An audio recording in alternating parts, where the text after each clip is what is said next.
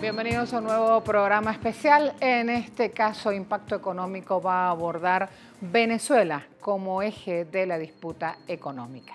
Bienvenidos nuevamente.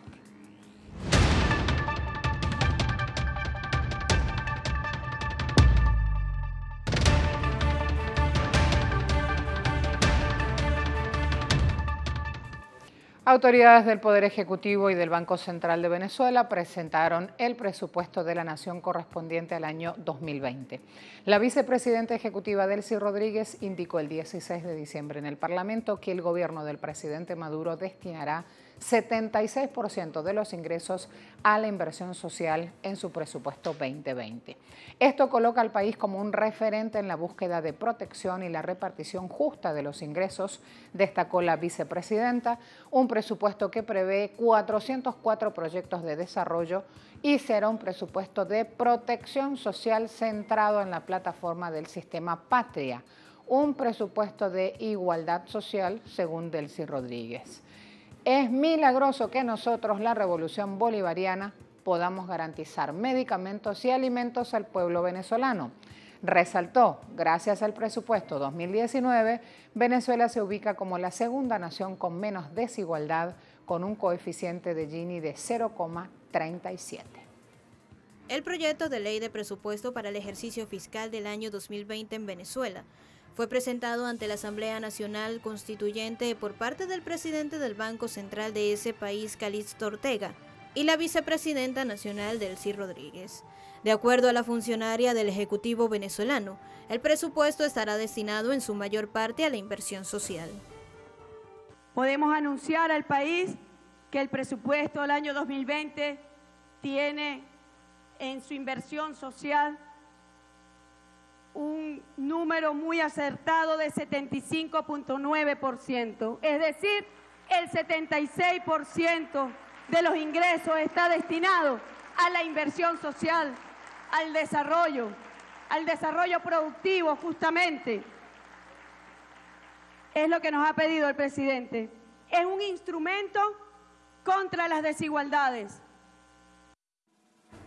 El plan prevé unos 404 proyectos de desarrollo con especial atención a los servicios básicos, la infraestructura y la producción nacional.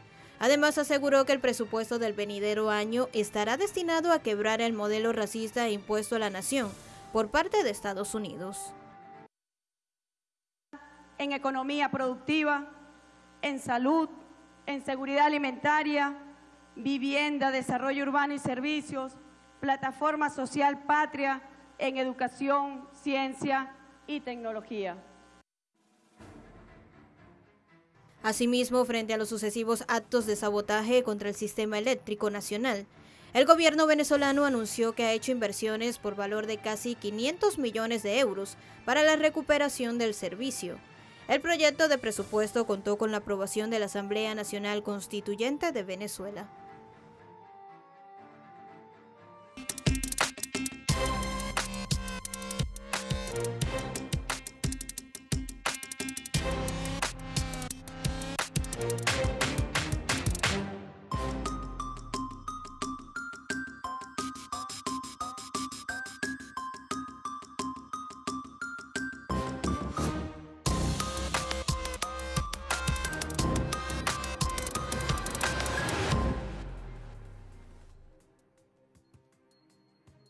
El 15 de diciembre de 2019, el presidente Maduro anunciaba que entregaría medio petro para jubilados y trabajadores públicos venezolanos, con un total de 4.500.000 jubilados y 3.500.000 trabajadores públicos.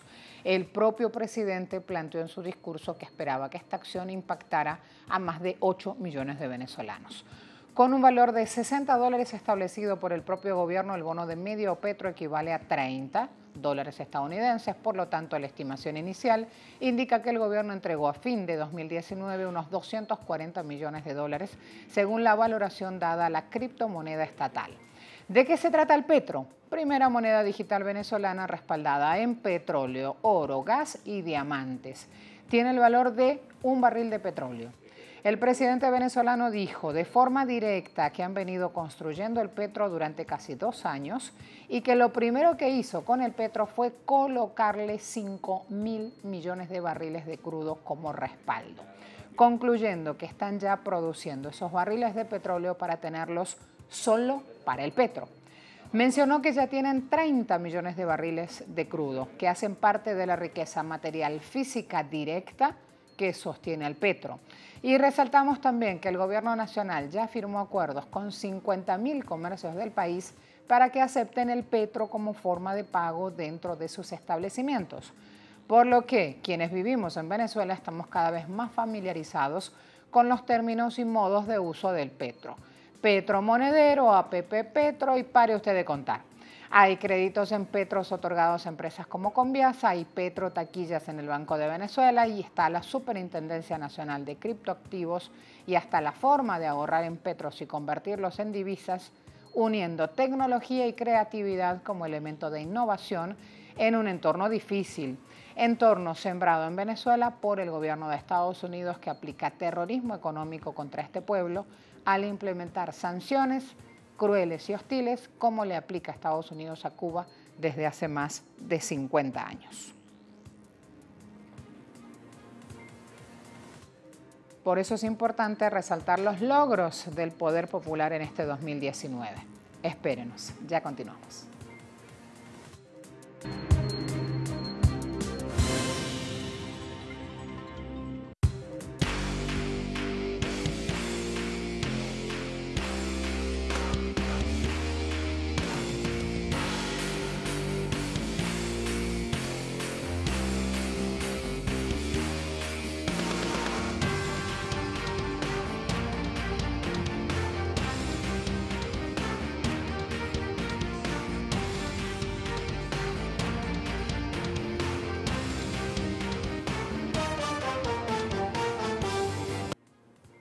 ¿Esto pasa en Venezuela? Sí, ya vamos a ir a hablar de eso. En el marco de esta coyuntura difícil que está atravesando el país, producto del asedio y de las sanciones continuas, constantes que le aplica Estados Unidos, con un bloqueo financiero cruel, hostil, hay iniciativas solidarias en marcha en este país. Hay producción, se trabaja y mucho para levantar insumos. Ya vamos a hablar con una de esas personas que está participando en un programa de producción, distribución y consumo planificado de alimentos. ¿Qué quiere decir cómo se come todo este menú? Ya le cuento. Organización social, ahí la clave. Desde el 2015 hasta este año han logrado distribuir vía este mecanismo ese número. Manténganlo en pantalla, porque mientras vemos en otros países cómo las crisis neoliberales arrasan con todo, señores, aquí hay un gran esfuerzo para lograr que este mecanismo llamado Plan Pueblo a Pueblo hayan logrado estos 2 millones de kilos de hortalizas distribuidos a 300.000 familias desde el 2015, insisto, hasta ahora. ¿Cómo lo hacen? Se organizan en comunidades, en el campo, en la ciudad, reconocen un gran sujeto asumiendo el control de los alimentos bajo la premisa alimentos como un derecho humano, no como una mercancía. Voy a seguir contándoles, antes de presentar a mi invitada, que este plan ha sido galardonado por una alianza estadounidense por la soberanía alimentaria en octubre de este año 2019. ¿Cómo? ¿Los Estados Unidos miran a Venezuela? Están logrando en Estados Unidos que se reconozca el enorme sacrificio, la tarea, el trabajo, la entrega de este grupo de miembros de Plan Pueblo a Pueblo. Sí, señores, en Estados Unidos miran, premian, estuvieron aquí y vuelven ahora en enero. Por eso nosotros hemos invitado en este día, abrimos un espacio, nuestro impacto económico, a este plan pueblo a pueblo con esta distribución soberana de alimentos, conscientes de la importancia de terminar un 2019 como lo estamos haciendo en Venezuela y de iniciar un 2020 con más ánimo, con más trabajo, con más combustible para el alma, teniendo en cuenta que estamos viviendo en un país bloqueado por Estados Unidos, en un país donde las decisiones que se toman hoy, que el propio Trump está con un proceso de impeachment en marcha, las decisiones se toman siempre pensando en ellos. Desde aquí se trabaja pensando en la soberanía de este pueblo. Me acompaña Ana Felicien, integrante de este plan. ¿Cómo estás? Bien, gracias. ¿Te sorprendías? Sí, ¿Te bastante. veías en HD? ¿Te veías en inglés? ¿Te veías en español? Y decías, eso somos nosotros. Sí, bueno, una gran y grata sorpresa también, ¿no? Bueno, reconocer un poco todo este esfuerzo que ya tiene desde el 2015, avanzando, ¿no?, en una práctica concreta, y que es un plan, que no es una organización, sino que es un plan que propone un método que, bueno, nos ha demostrado que podemos garantizar la soberanía alimentaria desde la organización. Me quedo ahí. Me dices, es un plan y me diferencias mucho y me hablas de método. ¿Por qué? ¿Puede ser replicado por otro? ¿Cómo se han organizado ustedes desde el 2015? ¿Cómo lo han logrado? ¿A quién se le ocurre la iniciativa? Porque ahí está la base justamente del trabajo. Claro. Mira, esta iniciativa surge de un grupo de compañeros que en el año 2015, en medio de todo lo que significó el proceso de acaparamiento de alimentos, ¿no? Fue el año de las colas, que no olvidemos eso, en el que desaparecieron de todo el circuito de comercialización privado, los principales rubros que la gente consumía, y viendo que en el campo los campesinos seguían apostando a la alimentación del pueblo, entonces pensamos en implementar este plan que busca entonces conectar a organizaciones en el campo y en la ciudad para que se reconozcan, como un solo sujeto en este combate, ¿no?, de lograr tener el control sobre nuestra alimentación. Además, reconociendo que el problema en nuestro país es básicamente de distribución y no de producción, sobre todo en estos rubros, que entonces empieza toda esta construcción de esta metodología por parte de estos compañeros, 13 compañeros que inicialmente se fueron a vivir a Carache. Además, ¿no?, en la ¿Cuánto está Carache de Caracas? Para darles una idea del tiempo, del 8 o 9 horas en un carro sin toneladas de alimentos, puede ser un poquito más. Un carrito liviano, transporte terrestre, llevaría 8 horas ir a Carache. Deciden algunos compañeros de la organización irse a vivir a Carache. Exacto. Y ahí se inicia todo un proceso de diagnóstico, de diálogo con las organizaciones campesinas, que además viene de una larga historia, ¿no?, de resistencia, de todo lo que fue el despliegue del frente guerrillero liderado por Alejandro Gabaldón, que no significó solo las acciones de insurgencia que nosotros reconocemos en la historia, sino también la organización de la producción, la constitución de las ligas campesinas, de las cajas rurales, y que en el marco del asedio acentuado que teníamos, específicamente en el 2015, con el uso de los alimentos como un arma de guerra, básicamente, estos compañeros se van a Carache para empezar entonces a diseñar este método de organización en el campo y en la ciudad, lo que llamamos nosotros el método de doble participación, que implica que en el campo entonces nos organizamos para planificar la producción, ahora en base a la necesidad y no en base a la lógica del mercado, y en la ciudad entonces diagnosticamos nuestras necesidades y desde el trabajo voluntario asumimos la responsabilidad de generar esos espacios de distribución. Han hecho un trabajo sistemático analizando justamente el campo previo, ahora ya tienen resultados. Si este esquema se aplicara en otros países, así como está, este esquema que ustedes ya lo tienen planificado, ya tienen estrategias, tienen objetivos, saben cómo empezar una investigación, cuál es el punto para detectar como nódulo conflictivo, en este caso han encontrado que es la distribución de los alimentos y no la producción, que ese es un viejo mito cada vez que se habla en Venezuela. No hay producción, no hay producción. Bueno, en este caso, en las hortalizas sobre todo, sabemos que el problema es distribución. Si llevan este método a Nicaragua, a Perú, a Bolivia, ¿funciona? ¿Funcionaría? Bueno, eso es una tarea que tenemos de cara al 2020, ¿no? Primero compartir esta experiencia, como además una experiencia que nos permite defender el derecho a la alimentación en condiciones de asedio. Eso creo que es una de las lecciones bien importantes que nos da el plan, y que contrasta mucho con ese discurso, ¿no?, de ayuda humanitaria también como chantaje y de la provisión de alimentos vía las transnacionales, sino desde las propias capacidades de la organización.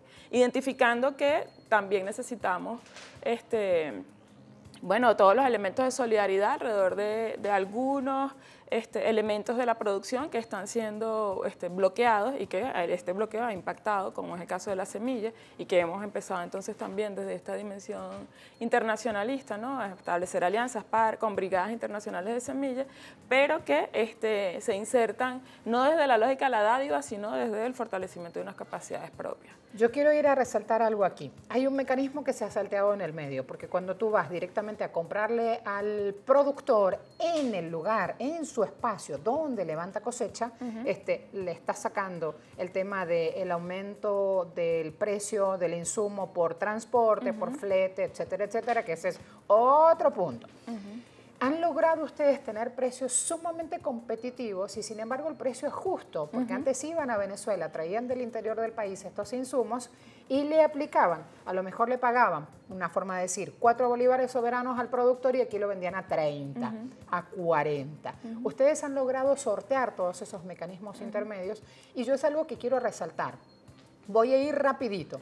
En tiempo de mesa navideña, uno de los insumos muy importantes aquí para hacer la comida tradicional navideña, que son las hallacas, resultan cebolla y resultan pimentón. Cebolla en la calle está arriba de 50.000 bolívares soberanos, ¿correcto?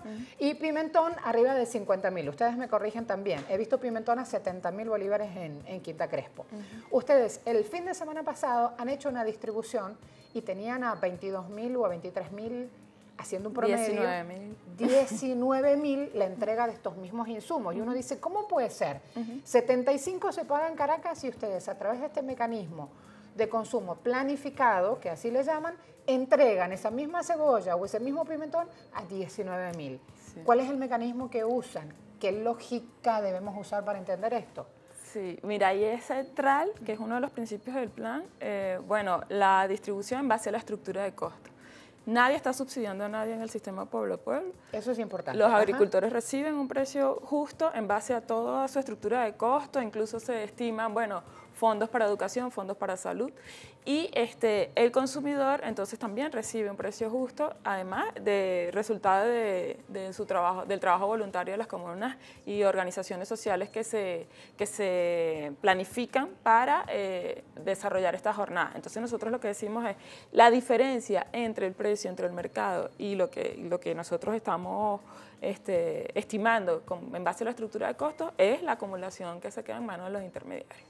Y que en este momento están bien intensificados por todas las fechas decembrinas y sobre todo en esos rubros que son claves para la dieta navideña de la familia venezolana. Supongo que pegarle ese golpe a la especulación hace que también no de todos lados lo miren con buenas caras a este mecanismo soberano llamado pueblo a pueblo, que lo que da justamente es alimento, algo sagrado. Cuéntame de eso, por favor, porque también es parte del quehacer. No solo poner en marcha la iniciativa, sino después poder sostenerla y defenderla. Sí, bueno, nosotros a lo largo de todo este tiempo, que llevamos 212 jornadas continuas de distribución desde el 2015 hasta el presente, estamos en preparación de la 213, hemos tenido distintas disputas, ¿no? Como concretas y reales con lo que son las redes de intermediación que controlan la comercialización de alimentos. Hablemos más en básico, redes intermedias de comercialización de alimentos. ¿Quiénes? ¿Dónde están allí los puntos que hay que trabajar para evitar piedras en el camino, para evitar cualquier obstáculo y que finalmente se pueda entregar, puedan recibir en un centro de acopio los insumos, porque hablamos de toneladas, y puedan distribuirlos después, porque esto es libre. Sí. Y además hay programas también escolares que están recibiendo estos insumos, o sea, es demasiado importante como para no defenderlo una vez que está en marcha. Sí, bueno, ahí solo para ilustrar rápidamente cómo es la ruta y en qué puntos de esa ruta hay mayores niveles de dificultad. Para cada jornada, la ruta es, toda la cosecha y la distribución desde los páramos del estado de Trujillo, incluso los páramos en Mérida, donde llevamos a cabo el plan en alianza con Proimpa, una organización de Mucuchíes, el plan de Papa para la Vida y no para el Capital, en el que tenemos acopiado 100.000, en este momento 100.000 kilos de papa, que la estamos distribuyendo a estos precios. Todo ese esfuerzo llega a un centro de acopio tanto en el Mucuchíes, que es de propiedad comunal, como en Carache. Luego esa ruta llega a Barquisimeto, donde tenemos ahí un espacio muy importante que es en lo que es la infraestructura de la empresa Tracto América, que es una empresa rescatada por el comandante Chávez y puesta al servicio para el plan Pueblo a Pueblo, y que ahí está el equipo, decimos nosotros, fundamental que concreta y cristaliza esta distribución. Base de operaciones. Una base de operaciones en la que se hace el acopio, se reciben todos los pedidos planificados y toda la planificación de la siembra y de las cosechas y toda la planificación del consumo se concreta allí y se generan todas las distribuciones y que bueno, ese es un espacio rescatado, ¿no? Que estuvo en manos, ¿no? de un empresario, ¿verdad? Que bueno, es parte de toda esa red de tráfico de divisas con Cadivi y que bueno, ahora lo que estamos demostrando con el plan es cómo esos espacios están al servicio del pueblo y que bueno, ¿Cómo se pueden nacionalizar? ¿Cómo se pueden nacionalizar y poner ciudadano al servicio de una emergencia alimentaria como la que estamos? Y que de ahí salen entonces todos los alimentos que vienen además de otros núcleos de producción que tenemos en Cojedes, en Portuguesa, en Barinas, y donde bueno, los compañeros garantizan que en el camino esos alimentos puedan llegar a todas las comunidades organizadas. ¿Qué hemos tenido? Bueno, hemos tenido desde dificultades con el tema del transporte, o sea, asedio en las carreteras, asedio para el traslado, sobre todo para el tema del plan de papa para la Diana, para el capital el año pasado, ¿no? Que bajamos 60.000 kilos de papa y bueno, eso generó unas alertas ahí como en las redes, en las negocio, exactamente. se nos acaba la especulación. Ajá. Y bueno, ahora nosotros tenemos que como fortalecer entonces todas esas cadenas de distribución y en especial todos estos espacios que han sido rescatados y que están puestos al servicio de la revolución, como en el caso de Tractoamérica, en el caso de toda la infraestructura que está en manos comunales y que representa entonces puntos estratégicos que además pueden ser objetivos de gran importancia si se quiere arremeter con iniciativas como esta, que han demostrado que podemos alimentar a más de 300.000 familias desde la propia capacidad de organización y desde nuestras propias posibilidades de producir nuestros alimentos. Sin subsidiar a nadie, pagando precios justos, generando trabajo, que es tan importante, generando puestos de trabajo de los nuevos y manteniendo los anteriores. Y con capacidad de autogestión, además, porque la producción la realizan las familias campesinas, que bueno, en medio de todo este bloqueo están, bueno, sin energía eléctrica, sin gasolina y frente a todo eso nosotros logramos mantener estas 212 jornadas sin ningún tipo de financiamiento, pudiéramos decir. Por eso Estados Unidos mira a este pueblo, por eso Estados Unidos también premia una organización social pensante, apostando justamente a nuevas estrategias, premia este mecanismo de trabajo llamado Plan Pueblo a Pueblo. Cuando en enero del próximo año estén integrando justamente en esos espacios de trabajo a personas llegadas de Estados Unidos y venezolanos que están haciendo vida en esta enorme tarea, también les vamos a mostrar esas imágenes. Me queda la tarea pendiente, Ana. Okay. Muchas gracias. Gracias. Por eso decimos, sigue habiendo impacto económico. Lo que va ocurriendo a nuestros pueblos está en pantalla de Telesur. Gracias a todos.